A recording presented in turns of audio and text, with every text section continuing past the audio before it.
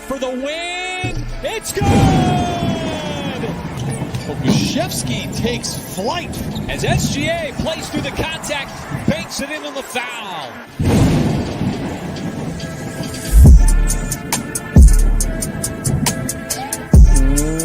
What is up, Thunder fans, and welcome to the Uncontested Post-Game Podcast edition. I am your host for tonight, Taylor Peterson. You can find me on Twitter at Taylor_P15. The Uncontested, we are a proud part of the Blue Wire Podcast Network and the official podcast of SI Thunder.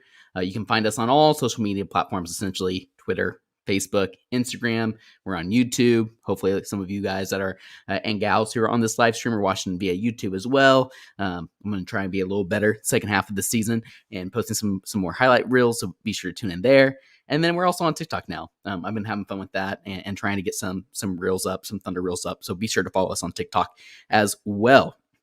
The Thunder dropped a close one tonight to the Cleveland Cavaliers, unfortunately. After leading by as many as 18 in the second half, Thunder ended up losing to a really, really good Cleveland Cavaliers team, 107-102.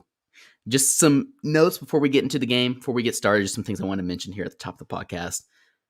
Bally Sports issues. Okay, I'm not going to go on like a huge rampant, saga here, but I turn on the game. So we have Cox cable, which, we'll see how long that lasts, to be completely honest with you all. But we have Cox cable right now here in the OKC area. And obviously every single game, as it always has been, is broadcasted on Fox Sports, which is now, as many of you know, Bally Sports. And it says so on the TV guide that the Thunder game is going to be broadcasted on on Bally Sports Network. Which here in OKC for Cox, I believe is like channel 37. So I turn on channel 37, just got done, finished some dinner. I'm turning on the TV, turning on the game, getting ready to watch the end of the pregame availability and get ready to watch the game live. And there is a college basketball game on. I'm thinking, okay, well then maybe a game just went a little long or something like that. That makes sense. Nope. It was the Clemson Tigers versus some other team that nobody in the Midwest would really even care to watch. And there were still like 11 minutes in the second half. And that was very strange. Thankfully, I was able to go onto my Fire TV where I had the Bally Sports app, and that's how I watched the game. But just really, really frustrating stuff from Bally Sports this season. Last season was bad, but it feels like this season's been way worse. Technical issues, all the above. So, just a little rant here at the top of the podcast about Bally Sports, especially after, I think it was John Hammond tweeted this out, that it looks like Sinclair and Bally are going to have like a $20 per month a streaming service that you can go in and watch your local teams, just if you don't have cable. Just kind of ridiculous. But enough about Bally. A little more relevant to the actual game itself. The Cleveland Cavaliers were on a second night of a back-to-back night, and they were playing their sixth game in 9 nights. Obviously, a lot of basketball, a very busy past week for the Cavs, and yet they still were able to come back down from 18. It's just really, really impressive, and some context that I think deserves to be mentioned. Even if we are a Thunder podcast, just like I said, really impressive stuff from Cleveland. And after playing quite a bit over the past week. No Rondo. Actually, it's kind of funny. I put it in my notes for the Lakers yet. I obviously meant the Cleveland Cavaliers, as they recently acquired him from the Lakers. But no Rondo tonight for Cleveland, and no Kenrich for OKC. Still in COVID protocols. The good news is that Isaiah Roby was out of protocols, even if he didn't see the floor tonight. And then Poku was available. Well, technically, he got called up from the blue earlier today. He was not available for OKC tonight. He was inactive and is going to go right back to the blue. So some good blue development minutes for Poku. And then the Thunder end up starting Favors and JRE tonight, which is something I can't say necessarily new. We've seen that lineup some to start games this season, but especially recently, Andrew Wiggins has kind of been getting that starting nod at the power forward position, if you want to call it that, that fourth position in that starting lineup, with JRE at the 5 typically. And tonight, Favors gets the nod again, which obviously, and they don't confirm this in the post game, but was to combat at Cleveland's length and strength, mainly being Mobley and Jared Allen, who they've been starting in the front court and have been really good for them this season. So it's kind of a quick breakdown of the game before we get into some more notes post-game, and then obviously into some themes. first quarter. Like I said, Favors starts, and he looks great. Maybe one of the best stretches. It wasn't a very long stretch, right? I mean, I think it was probably a little over half of the first quarter that he played, but Favors had 6 points and 5 rebounds in the first quarter and played really solid. He was playing solid defense on, almost said Evan Mobley, on Jared Allen. I thought he did a really good job on both ends of the floor. Shea, Giddey, even Lou, a lot of the Thunder guards were struggling to get to the rim due to Cleveland's length, which was a theme throughout the night. That did get better, though, especially in the first half. But to start the game, especially, they were kind of struggling, filling out that Cleveland defense.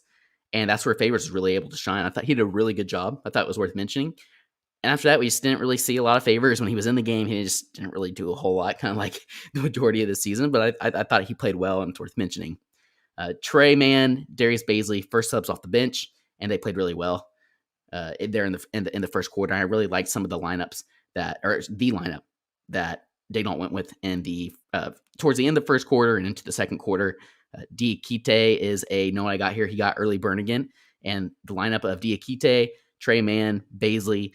SGA played with this lineup as well, but then towards the very end of the first quarter and into the majority of the second, it was Ty Jerome who played point guard with that lineup. So Ty Jerome, Trey Mann, Diakite, Baisley, and Aaron Wiggins. That was the other one. Wiggins came in, and they played really well off the bench. I'll get into the bench here later on in my positives.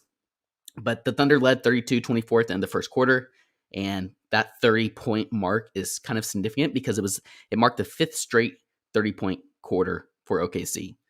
They've been playing really well recently, especially on the offensive end of the floor over the past couple of games, and I think that stat just kind of shows that, right? And the second half, we'll get into, not nearly as good, but the Thunder continued where they left off, especially against Brooklyn, with their 5th straight 30-point quarter in the first quarter. Second quarter was similar, even if they didn't quite hit that 30-point mark. They played really well. Diakite, that's kind of when he really shined. He had some really good moments in there. For example, he had a pretty huge block. I can't remember who it was. I want to say maybe it was I think it was Mobley. Mobley went up for a two-handed slam. Diakite jumps up and is able to block him and essentially save the shot. That was really impressive. Then he goes down the other end, gets an offensive rebound, and it has a nice little hook shot over Jared Allen. So Diakite had some really solid burn there in the second quarter. And, obviously the Thunder trying to throw him out there, just kind of see what they have in him. It's somebody they've followed for a long time. He's had some good flashes, nothing crazy, right? But worth the mention. Baisley looked really good. I thought he was playing really solid. Almost immediately, he gets the ball on the offensive end of the floor, drives directly at Evan Mobley, and he drew a foul. And then in the second quarter, maybe the highlight of the game for OKC, Baze has a ridiculous slam where he's driving into the paint. Again, you got Jared Allen and Mobley in there. Can't remember. I want to say it was Allen maybe. Who came to contest Baisley this time, but Baze is able to, he first initially absorbs the contact. You think probably he's just going to go and try and lay something up and maybe get a foul, but no, he powers through, double clutches, dunks immediately after, just a huge slam. You can go to our Twitter at @_uncontested. I tweeted out a really bad recorded version from my phone of the television replay, but regardless, Baisley, that was kind of the highlight of his game, but continues to play really well, and we'll get into Baisley here in a little bit. Shea had a really nice help side block. That was kind of fun, a fun highlight, where he came in and had almost a similar block to Diakite. It was very big. I can't remember who it was that was coming up for the play, but yeah, Shea comes from the help side role on defense and has a really nice block on the defensive end of the floor. And then Lou was hitting threes. He finally got the 3-point stroke going there in the second quarter, made up for a large chunk of his overall 17 points. A lot of those came from some of those threes in the second quarter. I thought he played well. Not a single 3-point shot for Shea in the first half, which is interesting, right? Just super aggressive.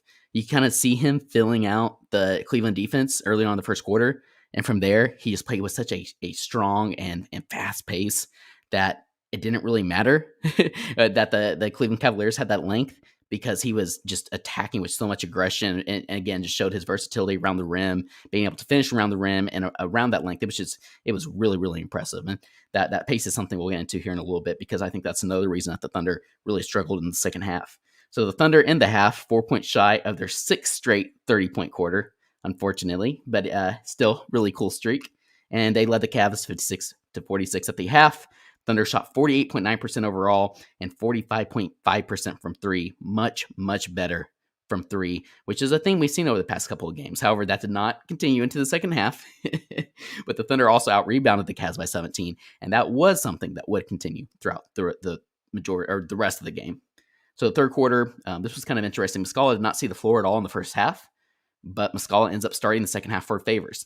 And just because I don't really have him in my positives or my negatives here, in my overall things for the game later on, there was an interesting post-game quote from Daignault that he mentioned Muscala is battling a ankle injury and has been battling it throughout the season, and it doesn't really make sense to play him like 20 minutes a game. So I thought that was interesting and just kind of something to note. Is it maybe a bit of an excuse for why they aren't playing Muscala when he obviously makes that starting lineup much, much better, providing that spacing for those guys like Shea and Lou and Giddey? Maybe it is an excuse, but also kind of makes sense, right? And it would be a reason why Muscala hasn't been playing all that much. But he did start in the second half, like I said, after not seeing the floor in the first. No Ty Jerome at all in the third, which is really weird after Ty Jerome had I don't think I even really mentioned that earlier. In the second quarter, Ty was just, in the first, Ty was going crazy. He had ended up with, I don't think he scored in the second half. So I think he had all 10 of his points in the second quarter, or in the first half, primarily the second quarter, where he had two just like bomb threes from basically half court, like logo threes, essentially. Just looked awesome though, was driving to the rim with aggression, finishing around the rim. Even saw him talking some smack to, I don't even remember who the Cleveland's backup point guard is right now. But regardless, it was interesting that Jerome didn't play at all in the third. So you could chalk that up to, oh, well, that obviously was a tanky move. But it wasn't, because my next point here is that Shea played the entire third quarter. So, obviously the Thunder are trying to win, trying to lose, and when it makes sense to play Shea the entire third. I just found it interesting that Ty didn't see the floor at all. However, just a couple more points. Shea fouled Garland. Cleveland really got it going in the third quarter, primarily on the offensive end of the floor. And that kind of culminated at the very end of the quarter where Shea fouled Garland on a three-point shot. He hits both threes, and I believe it's like a 2-point game at this point. Cleveland scored 37 points in the quarter to cut the Thunder's 18-point lead down to 2. Thunder couldn't get anything really going offensively. Their defense was not nearly as intense as it was in the first half, or quite as sharp as it was in the first half. And Cleveland cuts that lead down to 2, largely led by Darius Garland, who we'll get into. Thunder shot only 19% in the third, kind of back up what I was saying there. So fourth quarter, back to Ty Jerome. He does start the fourth quarter after Shea played the entire third. So that was good to see, but did not really pick up from where he left off in the first half. Not that he played bad or anything. He just didn't kind of take over that second unit like he did there in the first half. Giddey also came in there. The Thunder continued to turn the ball over, and the defense wasn't really great. Continued to kind of struggle. However, down the stretch, the defense did tighten up for OKC. They played better on that end. Cleveland wasn't getting to the rim quite as easy, or making shots quite as easy. But OKC still struggled overall to score the ball, especially after a really solid first half of doing so. Garland continued to make just some huge plays, especially down the stretch there in the clutch. I don't even remember how much time was left. It wasn't very much. One of the last plays of the game, but he had a gorgeous lob to Mobley. And Mobley had a huge second half, had 16 points in the second half after not having huge impact in the first. But Garland has a gorgeous lob, alley-oop to Mobley. And I believe that put the Cavs up 4. So then Muscala goes down. He nails a 3, which is big. Thunder only down 1 with like 10 seconds left or something like that. It was more than that. Other end of the floor, Markkanen gets a wide open 3-point shot, drills it with 10 seconds left. That's what it was. Anyways, the Thunder end up losing. That was kind of the dagger there. But I thought that maybe even before that Garland alley-oop to Mobley might be the dagger. Regardless, like I said, not nearly as nice of a second half for OKC after a really good first half. That kind of continued how they were playing, earlier this week in some of those games that hopefully you guys got to watch and listen to our post games on those as well. So before I get into some overall themes, as you all know, we all do our post games differently, especially when I'm going solo. It's just easier for me and to not spend so much time after the game trying to put notes together and things like that. It makes sense for me to do negatives and positives. Always like to end the positives. So we'll get into some of those. But 2 quick notes I want to mention before breaking down some of those themes. I'm not going to pretend like I've been watching every single Cleveland Cavaliers game this season, but Garland obviously has been having a phenomenal season, all-star worthy. Really has kind of shown that he's taken a leap. So I kind of start with that disclaimer that I haven't watched every Cavaliers game this season, because what he did tonight might have been, if not his best game of the season, one of his best games of the season. Absolutely. He had at 27 points, I believe. Actually, I need to double check that here on the box score. Yeah, he had 27 points, 5 rebounds, which I actually didn't even realize. But the big thing here is he had a career high 18 assists, which tied CP. So obviously a career high, but tied CP3 for the most of a player in the NBA this season. And that's per Cavs PR. Not only that, but a very interesting stat from Synergy Basketball. Garland created, assisted, or scored 65 points in 36.5 minutes in tonight's game, which is phenomenal, especially when you take into the context I mentioned at the top of the podcast, where the Cavs were on the second night of a back-to-back. We're playing their 6th game in 9 nights, and we're down 18 at one point. And a large reason they were able to come back was because of the poise and the performance of Darius Garland. So that's worth mentioning here. My second point, the Cleveland Cavaliers obviously are a fun and interesting team for many reasons.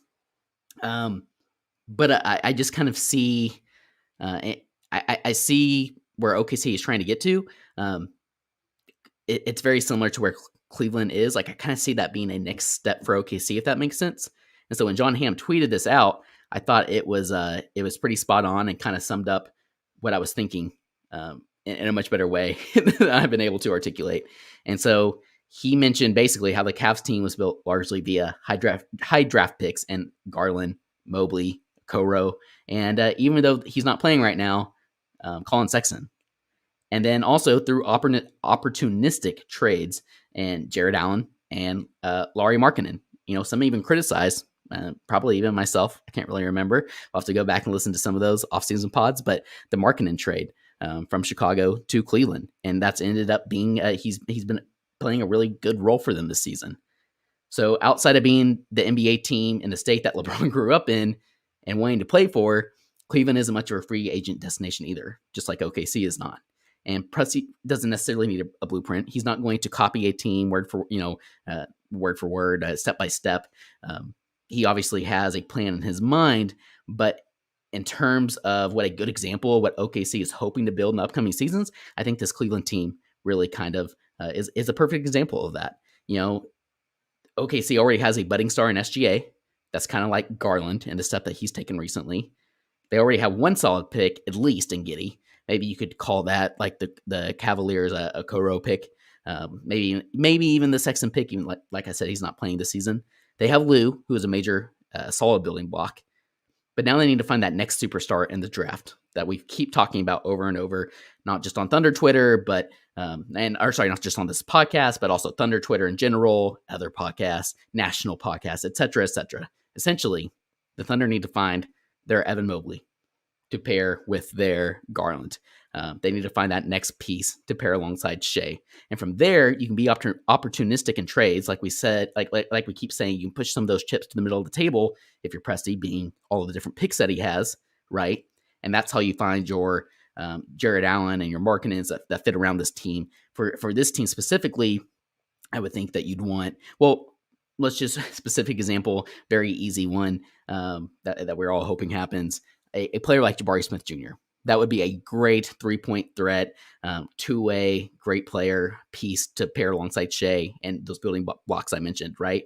So then you could push in the chips and go and try and find a lob threat for this team, because that's something else they're missing. If you decide Jabari Smith is good enough, right, that it's worth starting to build a contender again, rather than waiting out another draft and seeing who you can get in that draft. You could go and try and find a Jared Allen type of player. Or vice versa. Maybe you draft a big in this upcoming draft, and then you decide to try and find a 3-point shooter that fits really well with some of these guys like Giddey, Shea, maybe even Lou.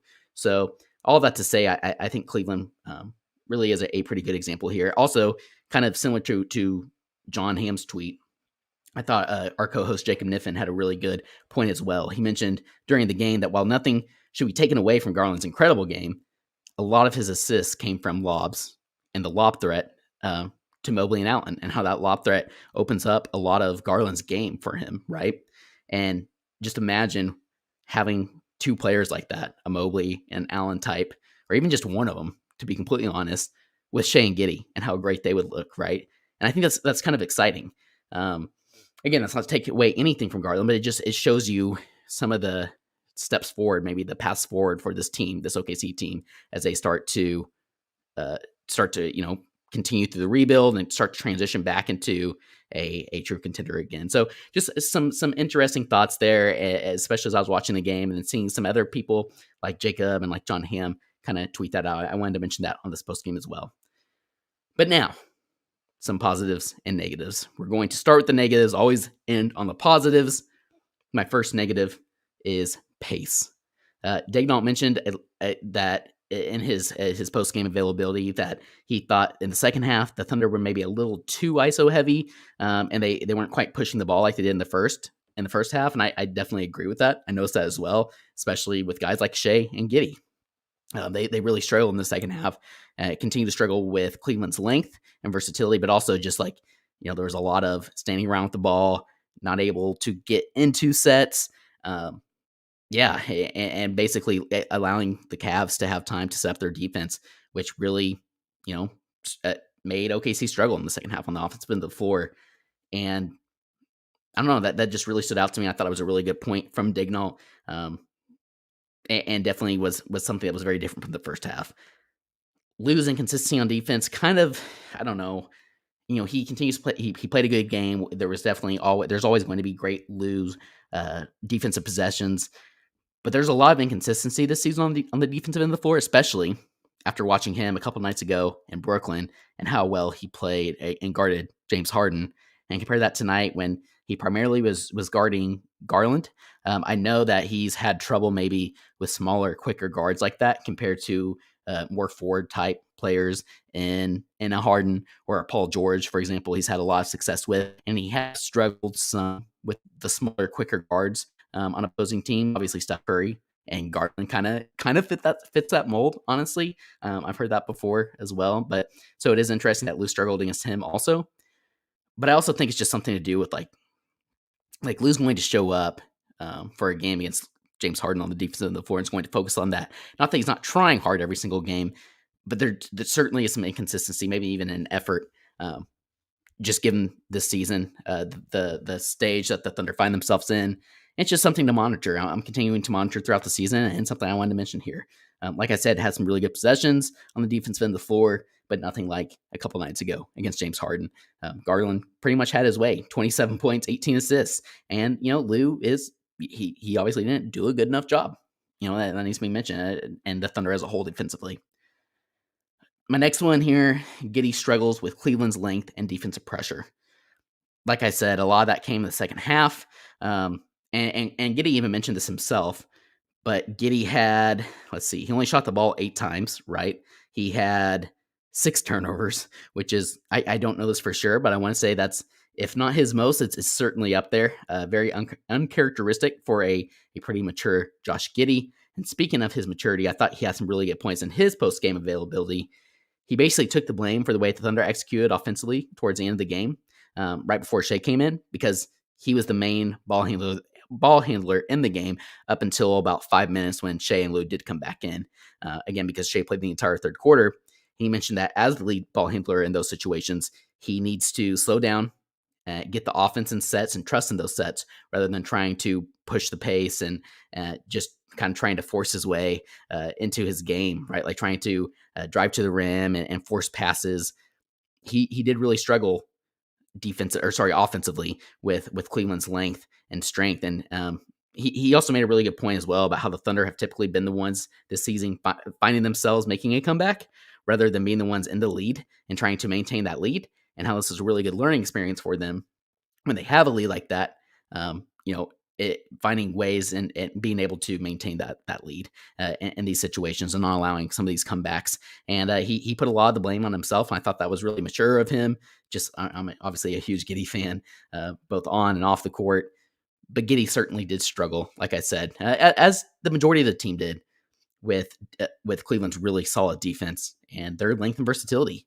And so this is going to be a really interesting learning point for Giddey. However, I love Dignall's quote. He kind of he was asked about Giddey in his game tonight, and he mentioned some of those struggles that Giddey had, but he said something along the lines of, if this is a bad game from Josh, I think we'll take it. And what he's referring to there is, even if Josh, only shot the ball 8 times and had 6 turnovers, he still had 11 points, was a leading rebounder on the team with 10 rebounds as a guard/forward, and was 5 of 8 from the field. So even then, a lot of good things to take away from Giddey's game, but certainly wasn't one of his better games, and he struggled with this kind of team like the Cleveland Cavaliers. And then my last one here, turnovers. Pretty simple, pretty straightforward. 15 turnovers for OKC to Cleveland 7. And a lot of those came in the second half. I don't have the numbers and the breakdown of turnover in the first half versus the second, but I can guarantee you, just based off eye test alone, that the majority of those came in the second half. Like I said, Giddey had 16, or sorry, there was only 15 in the game for OKC, so not 16. He had 6. SGA only had 3. That's kind of interesting. I thought he had more, but there were some plays that maybe wouldn't show up in the box score as turnovers, where Shea was driving to the rim and would fall down, or would get a no call. That didn't count as a turnover, but I kind of thought like that he'd have a little more. Baisley had 2, Trey Mann had 2. So really, the bulk of those came from Giddey. But regardless, still a negative for OKC. 15 turnovers on the night. And then a theme that I can't really classify as a negative or a positive, I'm just kind of throwing in the middle, was SGA. A lot of that was because, again, SGA being the leader of this team on and off the court, the way he plays, he leads by example, and he leads vocally, but as specifically on the floor, like, for example, if he's locked in on defense and is playing a really good defensive game, you notice the rest of the team tends to do so as well. Same for offense. Obviously, as a point guard, he sets the pace, something I mentioned earlier, right in my negatives. And I don't think it's coincidence that in the first half, Shea played very well, was extremely aggressive, continued and left off exactly where he left off against Brooklyn, where he had 30-plus points and was 1 assist away of a triple-double, or maybe 1 rebound away. Regardless, Shea continued that in the first half. He kind of analyzed very early on over the first couple of possessions how Cleveland was going to guard him, and then he realized that by pushing the pace and playing fast, that he was going to be able to blow by some of those bigger defenders and won't have to mess with the length that Cleveland presents, right? But in the second half, didn't really get that opportunity. The refs kind of started calling the game a little more tight after Bickerstaff was just losing his mind the first half, and some in the third quarter, they started calling which is kind of frustrating that the refs seemed to give in and started calling the game a little more tight. And because of that, Shea struggled there in the second half. Ends up with 21 points, 4 rebounds, 7 assists. Still a great stat line from SGA, but 7 of 19 from the floor. Like, again, I'm never going to complain about Shea shooting the ball 19 times on this team specifically, or going to the free throw line, but really kind of struggled there in the second half. And I think the team kind of followed. So again, solid stat line. I liked a lot of what I saw, especially in the first half from Shea. Kind of carrying over from what he was doing earlier this week, kind of bouncing back, coming back from COVID protocols, right? But overall, not my favorite game from SGA. So because of that, I can't really put him in a positive or a negative. But now, transitioning finally into some positives. The OKC Thunder Bench, huge positive tonight. And a lot of that was in the first half as well. 43 points on 15 of 30 shooting and 15 rebounds. You look at the bench, obviously a lot of that is led by Darius Baisley, who we'll get into. 17 points, 7 rebounds, 3 assists, 5 of 9 from the floor. Okc only had 2 points. It was a really fun 2 points there in the first half, but he had 4 rebounds. 9 points from Mike Muscala in the second half. Had some really big 3-point shots, especially one there towards the end that kept the Thunder alive. And then 10 points from Ty Jerome, who was great in that first half and didn't really do much in the second half. Really only got to play some of that fourth quarter. And Trey Mann, I love seeing him. 25 minutes. He was had the second most minutes off the bench behind Darius Baisley, who had 28. For comparison, JRE had the least minutes of, well, I guess besides Favors. JRE had 26 minutes in the starting lineup. So it is great to see Trey earning coach's trust, especially on the defensive end of the floor. I thought he held up pretty well overall. Wasn't his best night offensively, 5 points, 2 rebounds, 2 assists, but overall continues to have an impact. If he's able to now, get 25 minutes off the bench, for example, I think we're going to have a Trey Mann explosion at some point by the end of this season. And I am just cannot wait to see that. So all that to say, I thought the OKC bench was fantastic tonight, more so in the first half. than the second half, but that was the team as a whole. Speaking of kind of similar in that regard, 20 second chance points for OKC, 15 offensive rebounds, and they out-rebounded Cleveland by 11. Like I said, that is something that carried over into the second half when many other things didn't. They out-rebounded Cleveland 57-46. So very impressive there against a long and strong Cleveland team, right? That I was kind of a little worried about how OKC was going to fare against guys like Jared Allen and Evan Mobley. They fared pretty damn good, all things considered. And so definitely a positive in that regard as well. Now, somebody else. Also Colin in the chat said if you answer questions later, and then he dropped some questions in here. I absolutely will answer questions later. So please, all of you that are listening in, send in some questions, whether you're on YouTube, Twitter, Instagram, whatever, or however you're watching. Be sure to drop questions. I'll answer them here at the end. We're getting pretty close to that. My next positive, like I mentioned, Darius Bazley. He continues to play really solid, continuing to just play within the flow of the game. Pre-game Dignault kind of mentioned with Bazley, he is very impressed with his recent play. And mentioned, even that Bazley may be starting here in the future again, and kind of continuing to mix it up. But specifically, how much he's liked what he's seen from Bazley in the backup center role, and Bazley continued that tonight. I mean, don't get me wrong. There's still some Bazley moments, and what we mean by that is, boneheaded plays, essentially, where he's driving to the rim into traffic and throws up some layup that goes over the backboard. And when he had one or two players wide open that he should have passed the ball to, or even just catching the ball, standing, sitting on the wing, holding on to it instead of passing it within the flow of the offense. But he's been much, much better in that regard. And tonight, I thought overall he was great again. Like I said, 17 points, 7 rebounds, 5 of 9 from the floor, only 1 of 4 from 3, but that's okay. Again, a little more reserved from the 3-point line in terms of attempts.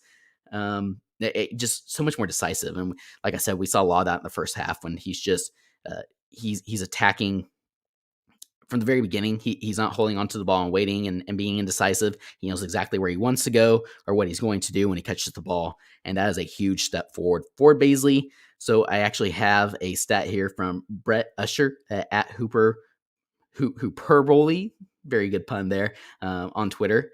And I thought this was a really good, it just kind of encapsulates the recent success that Bazley's been having coming off the bench. So his last 4 games, 10 points, 5 rebounds, 5 of 9 from the floor, 14 points, 9 rebounds, 5 of 7 from the floor, 16 points, 5 rebounds, 6 of 9 from the floor, and then tonight, 17 points, 7 rebounds, 5 of 9 from the floor. This is ever since moving to the bench on 12-18, and yeah, like this 4-game stretch has maybe been some of the best of his career. It reminds me of that 5-ish game stretch that he had at the beginning of the season, and then he kind of dropped off again. He kind of started the season slow, a little rough, had a really great 5-game stretch there, and then all of a sudden dropped off again, right? And that kind of led eventually to him being benched. And now he's having another really good stretch. So the thing with Bazley is the consistency. Can he continue this? Can he continue this once he gets back in the starting lineup, even if it's not permanent? Can he take what he's doing with the second unit, and even when he's being mixed in, to play with the starters? And can he do this on a game-by-game basis? And if he does, that's true growth and is exciting. If not, that's concerning. You can seem to see the flashes from Bazley, but he can't seem to put it all together. Hopefully, this recent stretch is him starting to put it all together, and it's just something to continue to keep an eye on, especially as we enter into the second half of the season, which seems crazy. Next positive, Ty Jerome's half. Won't talk a whole lot about that, but man, 2 of those 3-point shots that he had. One of them I tweeted. He shot that one from Edmond. I mean, it just basically logo shots, and it's awesome seeing him take those with confidence and starting to hit them more regularly again. Really exciting stuff. I love Ty Jerome. I love him on this team, but if we're being honest, maybe he is a trade chip, and if the Thunder don't hold on to him, he's increasing his trade value. If they do, I think he fits really well with this team, and it's great to see him playing better. And then finally, Dignault's rotations. I really like the rotations we saw today from Dignault. Except Ty Jerome, no Ty Jerome in third quarter. That was my only kind of quirk that I had there. But overall, I really liked what we saw. Like I said, the lineup that Dignault played towards the end of the first quarter and long into the second quarter, because they were playing so well. You had Aaron Wiggins, Ty Jerome, Trey Mann, Bazley, and Diakite. And I think at one point maybe he subbed in JRE or JRE or somebody with that lineup. And then at one point in the second half, you had a lineup of SGA, Dort, Giddy, Mann, and Baisley, which maybe like even if it doesn't fit necessarily the best in terms of like having a true center in that lineup, might be the most fun lineup on this team. Certainly 5 of the most exciting players, young players on this Thunder team. So a lot of fun things from Daigneault. I think he continues to do a really good job overall. And you could tell in his post-game availability that he wasn't very pleased with how the second half transpired. Obviously, this is a coach, and I don't think this needs to be said, but a coach and a team who aren't intentionally trying to tank. It's the way that they're designed, kind of like I mentioned earlier, right? They're leading to losses kind of like tonight. And I see a lot of optimistic things that they're building upon this season that's laying this foundation that they can truly build upon and move forward with, knock on wood, hopefully, assuming that they're able to really hit in this upcoming draft this summer. So I think that is all I have. So now I will get into a couple of these comments and questions here in the chat. I think these are all coming from YouTube, so I'll answer these and then we'll get out of here. Joseph Dieterman said he missed Wiggins and Trey looked lost. Trey did look a little lost, especially on the offensive end of the floor. Like I said, the Cavs are a really, really good defensive team. And I think that length really messed with a lot of our players on the offensive of the floor. And Trey was, I think he falls into that category as well. But like I said, I did love that he got a lot of burn tonight. I think it's only a matter of time if he's able to continue to get that burn consistently that we see him have a really, really good game, primarily offensively, but hopefully on the defensive end of the floor as well. And he's certainly getting better there. Colin asked me, if you answer questions later, would you do Isaac Okoro for Kenrich and that Phoenix first at the deadline? I like that. I like that a lot. That's certainly when I think of trading Kenrich. If we do end up trading Kenrich, I do like the idea of kind of using that as a consolidation trade. We kind of, we use the example of Cam Reddish. Not that, we were gung-ho on Cam Reddish here. We just, that was just an easy example. I'm trying to think. Jalen Smith from Phoenix, the center who's been playing much better recently. Like if you're trading Kenrich to a team rather than just getting more assets back, it would be kind of cool to see Presley pivot just a bit and combine another asset with Kenrich to get another young promising player in return rather than a pick. And so a Okoro in that situation would be great. I will say this though, Colin, I don't think Cleveland does it. Obviously they would love Kenrich. That Phoenix first is fine, but they think very highly of Okoro. Like I said, they drafted him pretty high. And so I think it's going to take more than that Phoenix first. Like, for example, if the Thunder were to do that, and I don't think they would, but if they were, I think it would be like Kenrich and probably the Clippers unprotected pick for Okoro. And maybe even that doesn't get it done depending on how Cleveland views him. But all that to say, I like it. I love where your head's at. I think you're on the right track for sure. That's kind of something I would like to see as well, but maybe not for Okoro. And then Joseph Dieterman mentioned as well, untimely turnovers on Baisley. Yes, Baisley still having his moments, and there certainly were some untimely turnovers there in the fourth quarter. But it wasn't just Bays, right? It was Josh Giddey, like we mentioned. Even if some of those quote-unquote turnovers didn't show up on the stat sheet, Shea had some plays that kind of were turnovers, right? Just kind of some bad shots or, he falls down, whatever the case may be. So it wasn't just Baisley, but that's a good point. And then Colin here, he says I've mentioned names like I've heard names like PJ Washington, Mo Bamba, Okoro, and Reddish. Obviously, Reddish being unavailable as of this past week. If they trade for anyone like that, who do you want them to target? Very good question. PJ Washington would be awesome, but I think he falls in the Okoro bucket as well, Colin, in terms of it's going to take more than just like Kenrich and that like a kind of lowly first to get him, to pry him away. But I have heard, or not heard, I just, from podcasts and different things, national podcasts, that PJ Washington may be a player that with him coming up on an extension, that maybe a player that a team like the Hornets would be willing to part from for the right price. I'm just not sure what that price would be, and I'm not sure Kenrich and like the Phoenix first would be enough, but I like that one. Mo Bamba obviously would be awesome, but I think he might fall in that in a similar category.